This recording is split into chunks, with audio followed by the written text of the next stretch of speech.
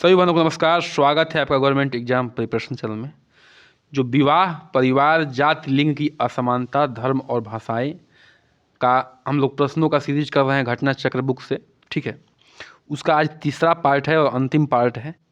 और यही एक चैप्टर ऐसा है जिसमें बहुत लंबा दिया गया है, क्योंकि चूँकि चैप्टर लंबा भी है और कंसेप्चुअल भी है, बहुत रटाऊ भी है, रटना भी पड़ सकता है, आपको पढ़ रहा होगा तो इसको ध्यान से पढ़ना है, बार बार रिवीजन करना है, शार्ट नोट्स बना के चलना है, ठीक है। चलिए शुरू करते हैं बिना देरी किए हुए आज का ये तीसरा पार्ट और अंतिम पार्ट। इसमें आज के पार्ट में 30 प्रश्न होंगे।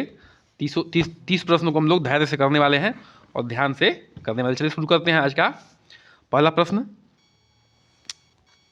इसके 2 पार्ट अपलोड हो चुके हैं, वीडियो में मैं लिंक दे दूंगा, ठीक है, ध्यान रखिएगा। 2 पार्ट अपलोड हो चुके हैं, वीडियो में लिंक दे दूंगा। पश्चिमी समाज में संयुक्त परिवार के विघटन का प्रमुख कारण क्या है? पश्चिमी समाज का मतलब होता है जैसे अमेरिका हो गया, ब्रिटेन हो गया, जो अपने इंडिया से पश्चिम में देश आते हैं और विकसित देश होते हैं, उनको पश्चिम कंट्री कहा जाता है, ठीक है। Germany, France, America, Canada, Britain, ये सब जो है पश्चिम देश आते हैं। उनमें जो है संयुक्त परिवार है, उसका विघटन का प्रमुख कारण क्या है, ठीक है। तो देखिए, संस्कृतिकरण है, औद्योगिकरण है, भौतिकवाद है या आत्मनिर्भरता है। तो इसका उत्तर है बी, यानी कि औद्योगिकरण है, ठीक है। अब देखिए, इसको एक्सप्लेनेशन पढ़ लेते हैं हम लोग। जो पश्चिमी समाज में औद्योगिकरण के कारण जो है नाभिकीय परिवार यानी कि मूल परिवार का आर्थिक रूप से व्यवहार इकाई बन गया है। इसने पश्चिमी समाज में संयुक्त परिवार के विघटन में महत्वपूर्ण भूमिका निभाई है, ठीक है। देखिए, औद्योगिकरण जो मुख्य रूप से होता है वो शहरों में होता है, शहर में लोग कमाने के लिए जाते हैं। और औद्योगिकरण जो है मुख्य रूप से शुरुआत कहाँ से हुई? तो ब्रिटेन से हुआ है, अमेरिका से हुआ है, ऐसे ये फ्रांस से हुआ है। ये ऐसे जगह हैं जहाँ से औद्योगिकरण को जनक माना जाता है। तो यहाँ पे जो है लोग काम करने के लिए जाते हैं, फिर वहीं बस जाते हैं। तो कहने का मतलब ये है कि वहीं अपना परिवार जो रख लेते हैं। तो न्यूक्लियर फैमिली, जो एकल परिवार का, जो कहने का मतलब है कि जो एकल परिवार जो है कि शुरुआत हुई है या संयुक्त परिवार की धीरे धीरे समाप्ति हुई है, ख़त्म हुआ है, वो जो है औद्योगिकरण से हुआ है। आगे बढ़ते हैं। विस्तृत परिवार का क्या अर्थ है, ठीक है। विस्तृत परिवार का अर्थ क्या है? संयुक्त परिवार, सम्मिश्रित परिवार, वैवाहिक परिवार या केंद्रक परिवार। तो इसका उत्तर हो जाएगा बी, यानी कि सम्मिश्रित परिवार, ठीक है। परिवार चैप्टर में सब कुछ विस्तार से बता दिया गया है, उसको जाके आप लोग देख लीजिएगा, ठीक है। फिलहाल जो है रिवीजन हो रहा है। देखिए, जो विस्तृत परिवार का अर्थ है कि सम्मिश्रित परिवार क्या होता है? सम्मिश्रित परिवार ऐसा परिवार 2 या अधिक मूल परिवारों से मिलकर बना परिवार होता है जिनका निवास स्थान एक ही होता है। मूल परिवार मतलब क्या? वही न्यूक्लियर फैमिली, ठीक है। इसमें 2 या 2 से अधिक जो होते हैं क्या होते हैं? न्यूक्लियर फैमिली होते हैं। इसको क्या कहते हैं? सम्मिश्रित परिवार कहते हैं, ठीक है। चलिए आगे बढ़ते हैं। क्वेश्चन संख्या 53 पर आते हैं। लीटन द्वारा बताए गए परिवार के प्रकारों में सम्मिलित है। जो लीटन द्वारा बताए गए परिवार हैं उसके प्रकारों में सम्मिलित है क्या? समरक्त परिवार, विवाह संबंधी परिवार, ग्रामीण परिवार या मातृवंशीय परिवार, ठीक है। चलिए एक और चीज़ बता दूं आपको, मैं जो है हमेशा वीडियो के जो डिस्क्रिप्शन बॉक्स होता है उसमें जो है जो टेलीग्राम चैनल का लिंक है मैं दे देता हूं, और वहाँ पे आपको मिल जाता है क्या? पूरा जो है PDF, वीडियो का पूरा PDF आपको मिल जाता है। तो कृपया करके टेलीग्राम चैनल में जाकर ज्वाइन कर जाइए, ठीक है। आपको लिंक जो है डिस्क्रिप्शन बॉक्स में दिया गया है। चलिए इस प्रश्न का उत्तर देख लेते हैं। इसका प्रश्न का उत्तर हो जाएगा बी, यानी कि 1 और 2 सही है, ठीक है। देखिए, लीटन द्वारा बताए गए परिवार के प्रकारों में सम्मिलित है, यानी क्या? समरक्त परिवार और विवाह संबंधी परिवार। चलिए एक्सप्लेनेशन देख लेते हैं। देखिए, हर मनोवैज्ञानिक, हर समाजशास्त्री अपने अपने हिसाब से चीज़ों को डिफाइन किया है। आप ये नहीं कह सकते इन्होंने तो ऐसा कहा, उन्होंने तो ऐसा कहा, ठीक है। क्वेश्चन बन के आएगा कि इनके अनुसार क्या होगा, इनके अनुसार जो है इसको कैसे डिफाइन किया गया है, कैसे बंटवारा किया गया है, कैसे वर्गीकृत किया गया है। तो उनके हिसाब से ही आपको पढ़ना है, उनके हिसाब से ही आपको जो है चीज़ों को आंसर देना है, ठीक है। अपना ज़्यादा दिमाग नहीं लगाना है। तो उसमें क्या करना पड़ेगा? आपको प्रैक्टिस करनी पड़ेगी, याद करना पड़ेगा, रटना पड़ेगा, ठीक है। सक्सेस आज के ज़माने में वही होगा जो हर तरीके से क्या है, मजबूत है, कंसेप्चुअली भी मजबूत है, बार बार रिवाइज भी किया, चीज़ों को रटा भी है, हर तरीके से मजबूत रहिए, कोर्स को कैसे भी करके फिनिश करिए, वही बच्चा जो है सक्सेस होगा आज के ज़माने में। सच्चाई यही है, ठीक है। तो देखिए, लीटन ने परिवार के 2 प्रकार बताए हैं, क्या? समरक्त परिवार एवं विवाह संबंधी परिवार। कौन से परिवार? समरक्त परिवार और विवाह संबंधी परिवार। समरक्त परिवार में सभी सदस्य रक्त से संबंधित होते हैं और कोई भी विवाह संबंधी उसमें नहीं रहता है। सभी जो है किससे संबंधित होते हैं समरक्त परिवार में? सदस्य जो है, देखिए समरक्त का मतलब है, रक्त देखिए आ रहा है, रक्त संबंधित होते हैं, लेकिन कोई भी विवाह संबंधी उसमें नहीं रहता है। विवाह संबंधी परिवारों में रक्त संबंधी और विवाह संबंधी दोनों ही साथ साथ रहते हैं। जो विवाह संबंधी परिवार होता है उसमें रक्त संबंधी भी रहते हैं और विवाह संबंधी भी रहते हैं, ठीक है। देखिए जैसे मान लिया कि एक परिवार में पति पत्नी है, ठीक है, और उनके 2 बच्चे हैं, तो वो कैसा हो जाएगा? वो हो जाएगा क्या हो जाएगा बताइए? हो जाएगा विवाह संबंधी परिवार, ठीक है। उसमें क्या है, देखिए उसके बच्चे तो खून से संबंधित हैं, लेकिन जो पति पत्नी है वो क्या है, आपस में किससे संबंधित है? वो संबंधित है विवाह संबंधित। अब देखिए पति पत्नी है, पति और पत्नी है, और इनके मान लीजिए कि 2 बच्चे हैं। पति जो है किसी कारण से एक्सपायर कर गए, मर गए। अब देखिए ये परिवार कैसा हो जाएगा बताइए? ये हो जाएगा समरक्त परिवार। इसमें क्या है, केवल जो है रक्त संबंधित परिवार है। इसमें जो है शादी, मान लीजिए कि इन बच्चों का शादी नहीं हुआ है, तो तब की बात हो रही है। तो इन बच्चों में क्या हो जाएगा, कोई जो है विवाह संबंधी संबंध नहीं, परिवार नहीं है, इस जो है पूरा समरक्त परिवार है, ठीक है। आगे बढ़ते हैं, क्वेश्चन संख्या 54 पे आते हैं। परिवार का सर्वाधिक आवश्यक सामाजिक कार्य है, ठीक है। परिवार का जो है सर्वाधिक आवश्यक सामाजिक कार्य, ध्यान रखिए क्वेश्चन पर ध्यान देना है। सामाजिक कार्य, आवश्यक सामाजिक कार्य, जो समाज के लिए कार्य करता है परिवार। घर की व्यवस्था करता है, सदस्यों को भोजन की व्यवस्था करता है, संतान उत्पत्ति और संतान की पालन पोषण करता है, आजीविका कमाना। उसका उत्तर हो जाएगा सी, यानी कि ध्यान रखिएगा। देखिए परिवार समाज के लिए क्या करता है? घर की व्यवस्था तो अपने लिए करता है, सदस्यों को भोजन की व्यवस्था तो अपने लिए करता है, जीविका कमाना भी अपने लिए करता है, लेकिन संतान की उत्पत्ति और संतान का पालन पोषण जो है वो करता है, ठीक है, अपने लिए करता है, लेकिन समाज के लिए भी करता है। क्यों? क्योंकि जब बच्चा बड़ा होगा तो यही समाज बनाएगा, ठीक है। समाज का निर्माण यही करते हैं बच्चे ही। बच्चे से परिवार होगा, परिवार से क्या होगा, समाज होगा, ठीक है। तो ध्यान रखिएगा, इसका मुख्य उत्तर जो होगा, मतलब कहने का मतलब जो बेस्ट आंसर होगा वो सी पार्ट होगा। तो इसका उत्तर देख लीजिए। डेविस ने अपनी पुस्तक ह्यूमन सोसाइटी और W.J. मूर ने अपनी पुस्तक द फैमिली में परिवार के सामाजिक कार्यों का उल्लेख इस प्रकार किया है कि प्रजनन कार्य अर्थात संतान की उत्पत्ति और उनका पालन पोषण, परिवार के सदस्यों को देखभाल, व्यक्तियों की सामाजिक परिस्थिति प्रदान करना, बच्चों का सामाजिकरण और सामाजिक नियंत्रण आर्थिक कार्य, ठीक है। इसमें जो है जिन्होंने परिवार के सामाजिक कार्य क्या बताए हैं? प्रजनन कार्य बताए हैं, अर्थात संतान की उत्पत्ति बताया है, उनका पालन पोषण बताया है, परिवार के सदस्यों की देखभाल बताया है, व्यक्तियों का सामाजिक परिस्थिति प्रदान करना बताया है, बच्चों का सामाजिकरण बताया है, और सामाजिक नियंत्रण और आर्थिक कार्य बताया है। तो कहने का मतलब इस चीज़ को देख लीजिए आप लोग, ठीक है। आगे बढ़ते हैं। एकांतिक नाभिकीय परिवार की अवधारणा है। एकांतिक नाभिकीय परिवार की अवधारणा किसने दिया है? यूजिन लिटवैक ने, कोलिन बेल्की ने, या टी पारंस ने, या IP देसाई की ने? ठीक है, तो बताइए एकांतिक नाभिकीय परिवार की अवधारणा है, तो इसका उत्तर हो जाएगा टी पार्सन्स की, ठीक। तो आगे देखते हैं, एक्सप्लेनेशन देखते हैं। एकांतिक नाभिकीय परिवार की अवधारणा जो है टाल्फन पार्सन्स की है। एकांतिक नाभिकीय परिवार की अवधारणा जो है किसकी है? टालकांट पार्सन्स की है। परिवार समाज की मूल इकाई है। यद्यपि सामाजिक वैज्ञानिकों ने पारिवारिक संरचना एवं संगठन के विभिन्न स्वरूपों को बहुत अध्ययन किया है, किंतु फिर भी वे एक ऐसे व्यापक संस्कृति रहित सामान्यकृत स्वरूप विकसित करने में कठिनाई का अनुभव करते हैं जो कि विभिन्न प्रकार के समाजों के परिवारों का को पर लागू हो, ठीक है। ये तो बात सच है कि जो है परिवार क्या है, देखिए परिवार जो है समाज की क्या है, मूल इकाई है, ठीक है। अब इस पे जो है विभिन्न जो है विचारक हैं या समाजशास्त्री हैं, उन्होंने अपने अपने तरीके से विचारों को प्रस्तुत किया है, रखा है, और अपनी अपनी अवधारणाओं को जो है अपने अपने अलग एंगल से जो है प्रस्तुत करने की कोशिश की है, ठीक है। विभिन्न लोगों में विरोधाभास भी हो सकता है, फिलहाल जो हमें विरोधों पर नहीं जाना है, हमें कौन मुख्य आदमी क्या कहा है इस पर विशेष ध्यान देना है। चलिए आगे बढ़ते हैं, क्वेश्चन संख्या 56 पे आते हैं। किसने कहा है कि परिवार एक सार्वभौमिक संस्था है? सार्वभौमिक का मतलब कि यूनिवर्सल संस्था है। यूनिवर्सल का मतलब कि ये हमेशा है, हमेशा रहेगा, ठीक है। मतलब कि एक ट्रूथ, मतलब कि हमेशा सत्य रहेगा, ये बात जो है किसने कहा है? तो GP मार्डक ने कहा है, कि AR रेडफिल्ड ब्राउन ने कहा है, कि IP देसाई ने कहा है, कि MN श्रीनिवास ने कहा है। तो इसका उत्तर हो जाएगा यानी कि GP मार्डक ने कहा है।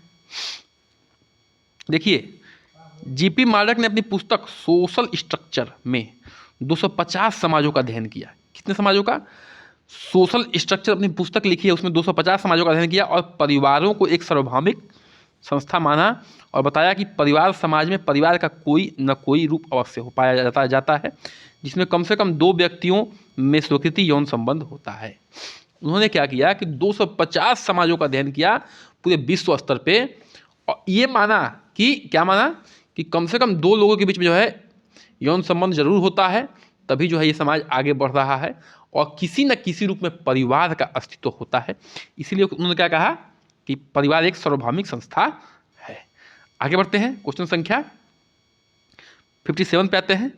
किसके द्वारा पुरुष की एकाधिकार की भावना और दिनचर्या को परिवार की उत्पत्ति का प्रमुख कारण बताया गया है? किसके द्वारा पुरुष की एकाधिकार की भावना और दिनचर्या को परिवार की उत्पत्ति का प्रमुख कारण बताया गया है? देखिए, एकाधिकार और ईर्ष्या की भावना को परिवार की उत्पत्ति का मुख्य कारण बताया गया है।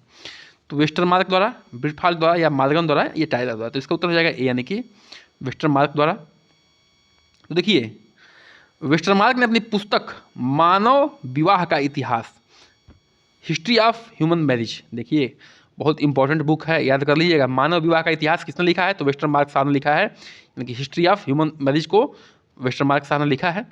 ने पुरुष की एकाधिकार की भावना, एकाधिकार मतलब कि परिवार में हमारा ही भावना एकाधिकार रहेगा, अधिकार रहेगा, हमारा ही चलेगा, और ईर्ष्या जेलसी को परिवार का उत्पत्ति का प्रमुख कारण बताया है। यह प्रथा तब तक चली जब तक जो है रिवाजों ने परिवार रूपी संस्था को स्थापना नहीं कर दी है। ठीक है, यह प्रथा कब तक चली है? जब तक जो है रिवाजों यानी कस्टम्स ने परिवार रूपी संस्था को स्थापना नहीं कर दी। आगे बढ़ते हैं, क्वेश्चन संख्या 58 पे आते हैं। परिवार की उत्पत्ति का पितृसत्तात्मक सिद्धांत किसने प्रतिपादित किया है? पितृसत्तात्मक सिद्धांत का मतलब होता है कि वहाँ पे पुरुष का ही चलेगा, पुरुष का वर्चस्व रहेगा उस परिवार में। ठीक है, तो वेस्टरमार्क ने किया है कि सर हेनरी हेमेन ने किया, कि मार्गन ने किया, कि फ्रेजर ने किया है? उत्तर हो जाएगा बी, यानी कि सर हेनरी मेन ने किया है। देखिए, 1861 में सर हेनरी मेन ने विश्व के विभिन्न समाजों के अध्ययन के आधार पर शास्त्रीय सिद्धांत को आगे बढ़ाया और कहा कि परिवार का प्रारंभिक रूप न केवल पितृसत्तात्मक ही था वरन पितृस्थानीय और पितृवंशीय भी था। उन्होंने कहा कि जो है परिवार का जो प्रारंभिक स्वरूप था, रूप था, वो पितृसत्तात्मक तो था ही, मतलब कि पिता का वर्चस्व तो था ही, लेकिन पितृस्थानीय और पितृवंशीय, मतलब कि कहने का मतलब है कि उसका लड़का ही बनेगा, लड़का ही उत्तराधिकारी बनेगा, लड़की नहीं बनेगी। कहने का मतलब ये है, और अभी भी इंडिया में मैक्सिमम जगहों पे लागू है। ठीक है, और कहीं नहीं हो रहा है तो ये अच्छी बात है। ठीक है, जहाँ महिलाओं को, जो महिला योग्य है उसको मौका मिल रहा है, ऐसा तो बहुत अच्छी बात है। ठीक है, लेकिन फिलहाल कानूनी रूप से दर्जा मिल गया है महिलाओं को। चलिए आगे बढ़ते हैं। मध्य युग में पारिवारिक निष्पादित करता था, परिवार निष्पादित करता था क्या? मध्य युग में परिवार निष्पादित करता था क्या? शैक्षणिक कार्य, आर्थिक कार्य, धार्मिक कार्य और यानी उपयुक्त सभी। तो उत्तर हो जाएगा डी, मध्य युग में परिवार जो है सारे कार्यों को निष्पादित करता था। ध्यान रखिएगा। ठीक है, देखिए एक्सप्लेनेशन पढ़ लेते हैं। मध्य युग में परिवार जो है शैक्षणिक, आर्थिक और धार्मिक सभी प्रकार की भूमिकाओं को निष्पादन करता था। ठीक है, परिवार प्रत्येक बच्चे को समाज में उठने बैठने की शिक्षा देने का महत्वपूर्ण जिम्मेदारी निभाता था। परिवार में ही बच्चा जो है मध्यकाल में मुख्य रूप से सीखता था कि जो है शिक्षा का काम, कैसे बैठना उठना है, किससे बात विचार करना है, संस्कारों को जो है ग्रहण करता था। समाज द्वारा मान्य सामाजिक विधिया विधानों को शिक्षा जो है बच्चों को अधिकांशतः परिवार द्वारा ही दी जाती थी। समाज में जो विधि विधान रचाए गए हैं उसकी भी शिक्षा कहाँ मिलती थी? परिवार में ही मिलती थी। परिवार आर्थिक साधनों की व्यवस्था करता था तथा सदस्यों की समुचित भरण पोषण करता था। परिवार आर्थिक साधनों की व्यवस्था मतलब कि लोहार का बच्चा लोहार ही होगा, किसान का बच्चा किसान ही होगा। ठीक है, यादव का बच्चा मतलब कि गाय का काम करेगा, दूध का काम करेगा। कहने का मतलब ये है कि आर्थिक स्थिति भी वहीं से डिसाइड होती थी, परिवार से ही। परिवार में बच्चों की धार्मिक और सांस्कृतिक गतिविधियों को भी सिखाया जाता था। ठीक है, परिवार में बच्चों को धार्मिक और सांस्कृतिक गतिविधियों को भी सिखाया जाता था। तो कहने का मतलब है कि मध्य युग में परिवार जो है शैक्षणिक, आर्थिक और धार्मिक तीनों चीज़ों को निष्पादित करने का काम करता था। आगे बढ़ते हैं, क्वेश्चन संख्या 60 पे आते हैं। ठीक है, ध्यान रखिएगा बहनों, इतने कम समय में इतना ज़्यादा आपको कहीं नहीं मिलने वाला है और एक एक चीज़ को एक्सप्लेन करने वाला। ठीक है, मैं किसी की बुराई नहीं कर रहा, पर कृपया करके चैनल को सब्सक्राइब करते चलिए। ठीक है, इतना तो मैं कह सकता हूँ। बहुत मेहनत लगती है एक एक चीज़ को एक्सप्लेन करने में, और ये मत समझिए कि बस उठाया और आके जो है कापी कलम लेके सही हो गया, बहुत रिसर्च के बाद समझाना पड़ता है। चलिए ठीक है, चलिए शुरू करते हैं। निम्नलिखित में से किसने जाति का एक बंद वर्ग के रूप में वर्णन किया है? जाति को एक बंद वर्ग कहा है, ठीक है। बंद वर्ग कैसे कह सकते हैं बताएंगे अभी, ठीक है। आर के मुखर्जी ने कहा है, डीपी मुखर्जी ने कहा है, डीएन मजुमदार ने कहा है कि ए आर देसाई ने कहा, तो इसका उत्तर हो जाएगा सी, यानी कि डीएन मजुमदार ने कहा है। देखिए, मदन एवं मजुमदार ने अपनी पुस्तक सोशल एंथ्रोपोलॉजी में यह निष्कर्ष दिया कि जाति एक बंद वर्ग है, caste is a closed class, ठीक है। देखिए, जाति बंद वर्ग क्यों है? क्योंकि जो हिंदू समाज है वो अपने ही जाति में शादी करने के लिए क्या है, मजबूर है, ठीक है। अपने ही जाति के लोगों के साथ बैठने उठने के लिए मजबूर है, रिश्ता बनाने के लिए मजबूर है। तो कहने का मतलब है कि जो मजुमदार साहब हैं, मदन एवं मजुमदार ने अपनी पुस्तक में इसको जो है एक जाति को एक बंद वर्ग के रूप में दर्जा दिया है। आगे बढ़ते हैं, क्वेश्चन संख्या 61 पे आते हैं। एक हिंदू परिवर्तित नहीं कर सकता है, वह है क्या बताइए? कल पिछला क्वेश्चन आ चुका है, पैतृक घर, वर्ण, जाति या धर्म। इसका उत्तर हो जाएगा सी, यानी कि जाति। एक हिंदू जिस जाति को जन्म लेता है उस जाति का सदस्य हो जाता है, वह जाति को परिवर्तित नहीं कर सकता है, ठीक है। वह आपने पैतृक घर परिवर्तित करते देखा होगा, वर्ण परिवर्तित देखा होगा, धर्म परिवर्तित करते देखा होगा, लेकिन जाति परिवर्तित करते नहीं देखा होगा जल्दी, ठीक है। बहुत कम ऐसा देखने को मिलता है। आगे बढ़ते हैं, जाति व्यवस्था का आधार क्या है? जाति व्यवस्था का आधार क्या है? धर्म है, कर्म है, जन्म है या सामाजिक संगठन है? तो जो जाति व्यवस्था का आधार है वो है सी, यानी कि जन्म। जिस जाति में जन्म लिए हैं उसी जाति के आप हो जाते हैं, ठीक है। जाति का आधार जो है जन्म है, जन्म है। एक जाति के सदस्य एक विशेष जाति में जन्म लेने के कारण ही उसके सदस्य में होते हैं, ठीक है। जिस जाति में बच्चा जन्म लेता है उसी जाति का हो जाता है। इस प्रकार एक ही जाति में विभिन्न प्रकार की योग्यता, कुशलता और आर्थिक स्थिति वाले सदस्य होते हैं। आगे बढ़ते हैं, क्वेश्चन संख्या 63 पे आते हैं। ल्यू डोइमा ने जाति को निम्नलिखित में से किस आधार पर संप्रत्यपित करने किया है, ठीक है। ल्यू ड्यूमा ने जाति को निम्नलिखित में से किस आधार पर संप्रतिक किया है? तो अब देखिए, अब जब तक ल्यू ड्यूमा को ल्यू ड्यूमा को जाति के बारे में उन्होंने क्या विचार रखा है उसको नहीं पढ़ेंगे तब तक ऐसे क्वेश्चन कहाँ दे पाएंगे। लेकिन कहने का मतलब है कि थोड़ा आइडिया आपको होना चाहिए, ठीक है। एक दो बार आप देख लेंगे, 3 बार देख लेंगे तो ये मेरी गारंटी है कि आपको जो है एग्जाम में ऑप्शंस देख के याद आ जाएंगे। दिमाग कभी धोखा नहीं देता, बस आप उसको थोड़ा थोड़ा डोज देते चलिए, ठीक है। वो भी उसको भी भूख लगती है, ठीक है। भूख लगने का मतलब है खाने के बाद उसको भी भूख लगती है, मतलब कि जो भूलने वाली बात है, ठीक है। तो उसको भी थोड़ा थोड़ा हल्का हल्का डोज देते रहिए कि भूखा ना रहे। सामाजिक विभेदीकरण का, अस्पृश्यता का या वर्ग एवं समान आसक्ति संबंध का, पवित्र एवं अपवित्र द्वंद्वात्मक विरोध का, कार्यपरक एकता एवं विभेदीकरण का। तो इसका उत्तर हो जाएगा सी, यानी कि पवित्र एवं अपवित्र द्वंद्वात्मक विरोध का। तो ठीक है, ल्यू ड्यूमा ने जाति को पवित्र और अपवित्र द्वंद्वात्मक विरोध में के आधार पर जो है संप्रतिकित करने की काम किया है। तो देखिए एक्सप्लेनेशन देख लेते हैं। ल्यू ड्यूमा जाति प्रथा पर आधारित असमानता को एक विशेष प्रकार की असमानता मानते हैं। जो जाति प्रथा पर आधारित है असमानता, उसको एक विशेष प्रकार की जो है असमानता मानते हैं। ड्यूमा के अनुसार जाति सोपान के लिए पवित्र शुद्धता और पवित्र अशुद्धता का विचार प्रमुख है। पवित्र शुद्धता यानी पवित्र शुद्धता और अपवित्र की विचार प्रमुख है। आगे बढ़ते हैं, क्वेश्चन संख्या 64 पे आते हैं। देखिए, निम्नलिखित में से किसने भारतीय समाज को जाति समाज के रूप में समझा है? निम्नलिखित में से किसने भारतीय समाज को जाति समाज के रूप में समझा है? तो बी.आर. अम्बेडकर ने, ल्यू ड्यूमा ने, आंद्रे बेतई ने कि डी.पी. मुखर्जी ने? तो अभी समझ चुके हैं आप इस क्वेश्चन को, बी यानी कि ल्यू ड्यूमा ने। देखिए, जो ल्यू ड्यूमा साहब हैं भारतीय समाज को जाति समाज के रूप में अध्ययन किया है। ल्यू ड्यूमा ने भारतीय समाज को जाति समाज के रूप में अध्ययन किया है। जाति के रूप में अध्ययन किसने किया? तो ल्यू ड्यूमा ने। ऐसे आपको याद कर लेने हैं, ठीक है, चीज़ों को कहीं अपने शब्दों में लिख लीजिए। इसके अनुसार भारत एक जो है ऐसा धार्मिक समाज है जो जाति व्यवस्था की शुद्ध संस्करण व्यवस्था से परिचालित है, और यह संस्करण जो है पवित्रता एवं अपवित्रता पर आधारित है, ठीक है।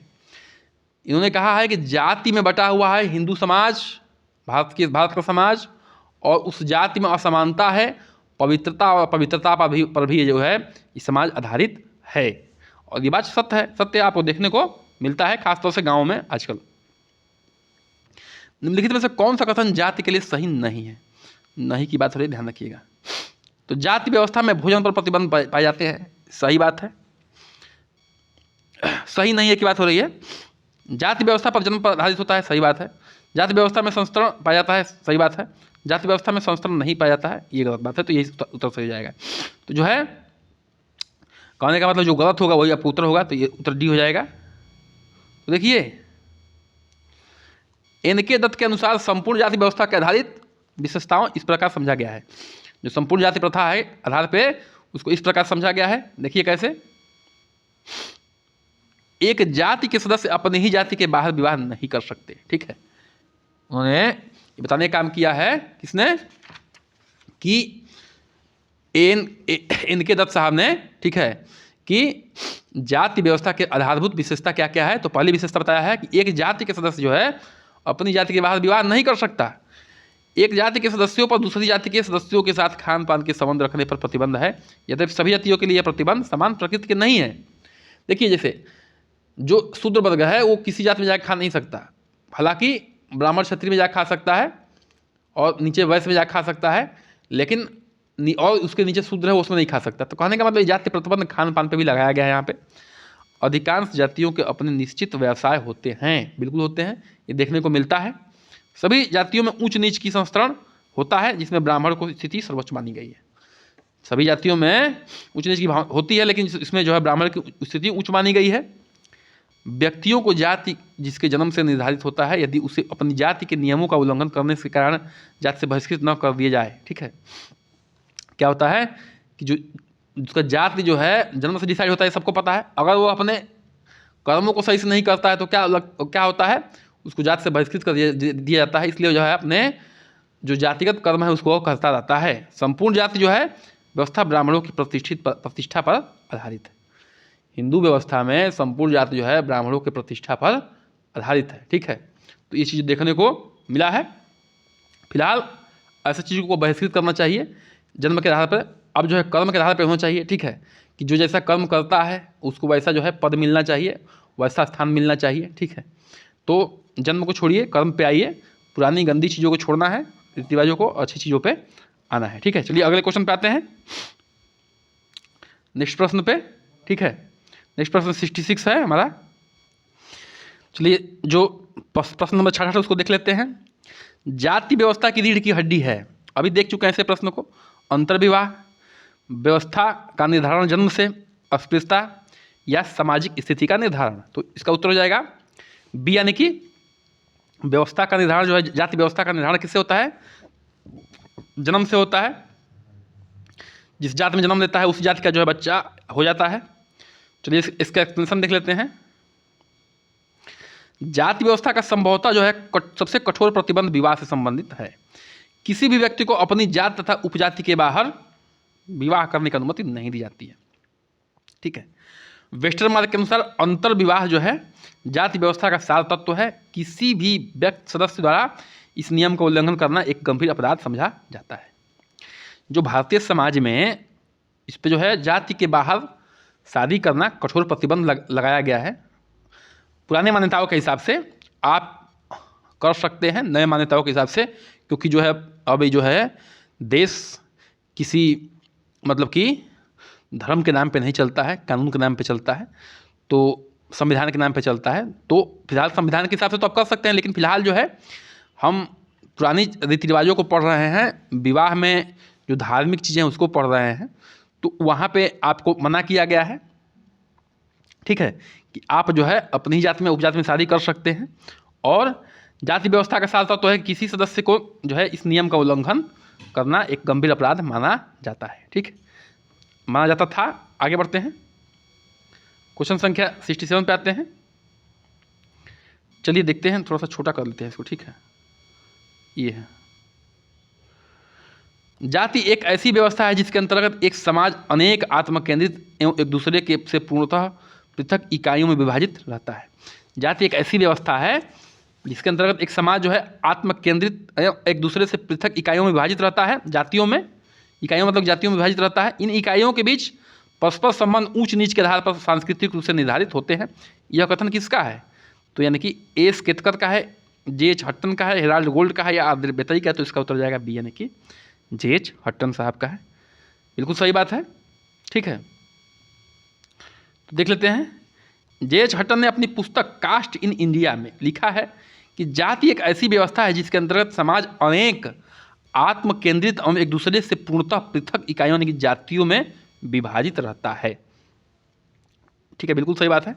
इन इकाइयों के बीच पारस्परिक संबंध ऊंच नीच के आधार पर सांस्कृतिक रूप से निर्धारित हैं। ठीक है, फिलहाल जो है हमारा संविधान जो है ऊंच नीच को क्या करता है, रोकता है जाति के नाम पे, लिंग के नाम पे, धर्म के नाम पे, और आपको संविधान के हिसाब से चलना है। किसी जो है पुराने रीति रिवाजों को, जो है गंदे रीति रिवाजों को आपको फॉलो नहीं करना है।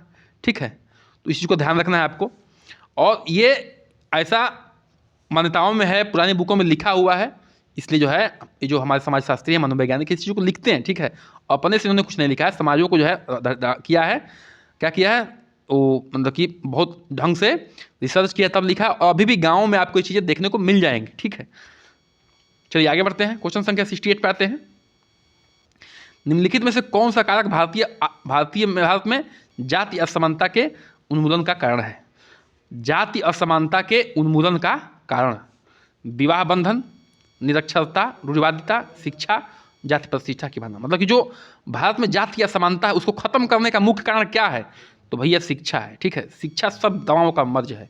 जो व्यक्ति शिक्षित है वो नहीं मानेगा। अम्बेडकर जी को देखिए, उस युग में जो है लड़ गए, शिक्षा है उनके पास एक हथियार था, जो है उस युग में जो है इतने कट्टरवादिता, रूढ़िवादिता के खिलाफ जो है वो लड़ने का काम किए। बहुत सारे ऐसे हैं समाज सुधारक हुए हैं। ठीक है, जैसे ईश्वर चंद्र विद्यासागर जी हुए, राजा राम मोहन राय जी हुए, कबीर हुए। ठीक है, इन्होंने क्या किया है, उतने मतलब कि कट्टरपंथ समाज में और एक गिरे हुए समाज में जो है उठाने का काम किया है। अच्छी जो है उसको सफाई से, साबुन से धुलने का काम किया है दिमाग को। ठीक है, आज फिर भी लोग जो है उस चीज़ को नहीं मानते हैं, बहुत गलत बात है। तो शिक्षित बनिए। ठीक है, भारत में जाति असमानता के उन्मूलन का कारण जो है शिक्षा है। जाति की असमानता जो है, ऊंच नीच की जाति के नाम पे ऊंच नीचता जो है उसको खत्म करने का कारण क्या है? शिक्षा है। जैसे जैसे शिक्षा प्राप्त करके निम्न जातियाँ जागृत होंगी, जो निम्न छोटी जातियाँ हैं, जैसे जैसे शिक्षा प्राप्त करके बड़ी होंगी, जागृत होंगी, आगे बढ़ेंगी, अपने अधिकारों के प्रति सचेत होंगी कि उनका भी अधिकार है। ठीक है, जिससे जाति असमानता दूर होगी। ठीक है, आगे बढ़ते हैं। क्वेश्चन नंबर 69 पे आते हैं। अब देखिए, हिंदू धर्म का पतन का मुख्य कारण क्या है? देखिए, पतन, हिंदू धर्म खत्म नहीं हुआ है, लेकिन एक बार जान लीजिए, हिंदू धर्म बहुत पुराना धर्म है, ये सभी मानते हैं। लेकिन हिंदू धर्म से ही मुसलमान बने हैं लोग, बुद्धिस्ट बने हैं, जैन बने हैं। ठीक है, कुछ ईसाई भी बने हैं, सिख भी बने हैं। क्यों बने हैं? तो भाई यहीं से तो सब बन रहा है, इसी धर्म को तो हास हो रहा है। तो इसका होने का मुख्य कारण क्या है? तो आपको पता चल जाएगा अभी। ठीक है, जाति व्यवस्था, अस्पृश्यता, छुआछूत, अंधभक्ति, या इनमें से सभी? उत्तर जाएगा डी, इनमें सभी हैं। जाति व्यवस्था है, देखिए इंसान सामाजिक प्राणी है, उसको खाली भोजन से मतलब नहीं है, नींद से मतलब नहीं है, और खाली भोजन, नींद से और सोने से मतलब नहीं है। ठीक है, कहने का मतलब है कि उसको समाज में प्रतिष्ठा चाहिए, इज्जत चाहिए। अब इंसान को जो है जाति के नाम पे दबाएगा, छुआछूत के नाम पे दबाएगा, और अंधभक्ति कि हम पंडित हैं, हम ये हैं, तो हम भगवान के बहुत करीब हैं, हमको भगवान को देखें। कहाँ देखे हो तुम? कोई नहीं देखा है। ठीक है, तो इसके नाम पे दबाएगा तो क्या होगा? लोगों के अंदर प्रतिष्ठा, जब मान प्रतिष्ठा होगी, लोग जो है दूसरे धर्म की तरफ जाएंगे ही, जहाँ पे उनको समाज में इज्जत मिलेगी, प्रतिष्ठा मिलेगी। ठीक है, तो इसलिए लोग जो है हिंदू धर्म से जो है विरक्त होकर दूसरे धर्म में परिवर्तित होते गए। आपको अभी भी सुधर जाना चाहिए, जो भी ऐसी भावनाओं को रखते हैं कि हिंदू धर्म जो है, इससे हमारा हिंदू धर्म जो है जाति व्यवस्था से, अस्पृश्यता से, छुआछूत से और अंधभक्ति से कमज़ोर होता है। ठीक है, इससे आपको बढ़ावा नहीं मिलता है। ठीक है, चलिए तो इस चीज़ को देख लेते हैं। जो हिंदू धर्म के पतन के मुख्य कारण हिंदू धर्म की रूढ़िवादिता है, संस्था के रूप में परिवर्तित होना है। इनमें देवदासी प्रथा को आपको बता चुके हैं कि जो है, जो छोटी उम्र में शादी होती थी, औरतें, लड़कियां विधवा हो जाती थी, वो जो है मंदिर में जाकर सेवा करती थी, और वहाँ पे जो है पंडित उनका शोषण करते थे, मतलब कि शारीरिक शोषण करते थे, यौन रूप से शोषण करते थे, उनसे जो है मजदूरों की तरह काम करना पड़ता था वहाँ पे। ठीक है, जाति की गंदी व्यवस्था थी, अंतर विवाह नहीं था। ठीक है, अंधविश्वास, ऐसा विश्वास जहाँ कुछ भी नहीं है, वहाँ पे विश्वास करके जो है लोगों को उल्लू बना के, मूर्ख बना के जो है लूटना। ठीक है, छुआछूत की भावना पैदा करना, बहुत भौतिकवादी संस्कृति को पैदा करना, नैतिकता का ह्रास करना, ठीक है। नैतिकता का ह्रास मतलब कि वहाँ पे मानवता नाम की कोई चीज़ नहीं है, सिर्फ जो है वही मानव है, बाकी लोग क्या है, बाकी लोग यहाँ नंगे भूखे आए हैं, उनकी सेवा के लिए आए हैं। तो ऐसी भावनाओं को जो है, इस ऐसी भावनाओं से ही हमारे हिंदू धर्म की पतन हो रही है। और हिंदू धर्म जो है छोटी जातियों से की सपोर्ट से ही चल पाएगा, उनकी इज्जत से ही चल पाएगा, ऐसा आपको सोचना चाहिए। अगर इस ऐसी गंदी चीज़ें परंपराएं नहीं हटेंगी तो जो है हिंदू धर्म खतरे में है। क्यों? क्योंकि आप देख सकते हैं कि इसी धर्म से निकल के जो है अन्य धर्म जो है बहुत बड़ा हो गया, और हमारा धर्म जो है का संख्या जो है कम होता जा रहा है दिन पर दिन, ठीक है। आगे बढ़ते हैं, क्वेश्चन संख्या 17 पे आते हैं। हिंदू धर्म से पृथक करके जाति को सही नहीं, हिंदू धर्म से पृथक करके जाति को सही रूप में नहीं समझा जा सकता, क्योंकि यह एक हिंदुवाद ही है जो जाति को इसकी अभियांत्रिक सेक्शनेक्शन प्रदान करती है और पूरी व्यवस्था को इसकी नैतिक अर्थ देता है। यह कथन किसका है? मैकवाइबर है, पेज है मजुमदार एवं मदन है, ठीक है। रोनाल्ड रीगल है या बोटा मार्टो। तो उसका उत्तर हो जाएगा बी, यानी कि मजुमदार एवं मदन का है। अब देखिए, भारत में जाति सर्वव्यापी तत्व है, जाति के सर्वव्यापी तत्व है। मजुमदार एवं मदन के अनुसार हिंदू धर्म से पृथक करके जाति को सही रूप से नहीं समझा जा सकता, क्योंकि यह एक हिंदुवाद ही है जो जाति को इसके अभिमतीयता प्रदान करता है और पूरी व्यवस्था को उसकी नैतिकता का अर्थ देता है, ठीक है। देखिए, जाति व्यवस्था की कुछ अच्छाइयाँ भी है कि आपको एक पैसा मिल जाता था, लेकिन ये पहले की बात है, बहुत पहले की बात है। लेकिन जाति के नाम पे आप छोटे हैं, आप बड़े हैं, आप नीच हैं, आप ऊँच हैं, ये व्यवस्था नहीं होनी चाहिए, ठीक है। पहले इसका एक फ़ायदा भी था कि जो है जाति के नाम पे पैसा होता था। अब तो भाई आप जिसके अंदर जो स्किल होगा, चाहे वो किसी जाति का हो, वो उस क्षेत्र में जाएगा, उससे कोई मतलब नहीं है, ठीक है। तो अब जो है, अब अलग बातें हैं, पहले अलग बातें थी, ठीक है। अभी भी जो लोग ऐसी भावनाओं को रखते हैं वो निकाल दीजिए, ठीक है। ये गंदी बात है, पूरा हमारा संविधान कहता है, पूरा देश कहता है। चलिए आगे बढ़ते हैं, क्वेश्चन संख्या 71 पे आते हैं। हिंदू धर्म के लिए धर्म एवं अनुभव एक या दृष्टिकोण, यह विचार न होकर एक शक्ति है, यह एक बौद्धिक विषय न होकर एक जीवन का आस्था है। धर्म ईश्वर के प्रति सिद्धांत न होकर अंतिम सत्य है के प्रति चेतना है, ठीक है। हिंदू के लिए धर्म एक अनुभव या दृष्टिकोण है, यह विचार न होकर एक शक्ति है, एक बौद्धिक विषय न होकर एक जीवन की आस्था है। धर्म ईश्वर के प्रति सिद्धांत न होकर अंतिम सत्य के प्रति चेतना है। हिंदू धर्म की यह व्याख्या निम्नलिखित में से किसने की है? पी.वी. कांडे ने किया है, विवेकानंद ने किया है, एस राधाकृष्णन ने किया, शंकराचार्य ने किया। तो उसका उत्तर हो जाएगा ए, यानी कि पी.वी. कांडे ने किया है। देखिए,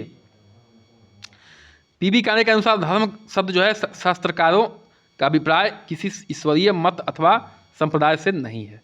धर्म का शब्द का अर्थ जो है पी.वी. कांडे के अनुसार शास्त्रकारों का अभिप्राय किसी ईश्वरीय मत या संप्रदाय से नहीं है, बल्कि जीवन के ऐसे तरीकों अथवा आचरण की एक ऐसी संहिता से है जो एक व्यक्ति के रूप में तथा समाज के सदस्य होने के रूप में व्यक्ति को क्रियाओं को नियमितता करती है, तथा जिसका प्रयत्न जो है व्यक्ति के क्रमबद्ध विकास करना और व्यक्ति इसे योग्य बनाना व मानव अस्तित्व के लक्ष्यों को प्राप्त कर सके, ठीक है। तो कहने का मतलब कि धर्म ऐसा चीज़ है जो मानव की क्रियाओं को नियमित करता है और उससे जो है क्रमबद्ध विकास करना है, ठीक है, और व्यक्ति को इस योग्य बनाता है कि मानव अस्तित्व को लक्ष्यों को प्राप्त कर सके। देखिए, धर्म बहुत ज़रूरी चीज़ है, ये बात कोई माने या ना माने, मैं मानता हूँ, ठीक है।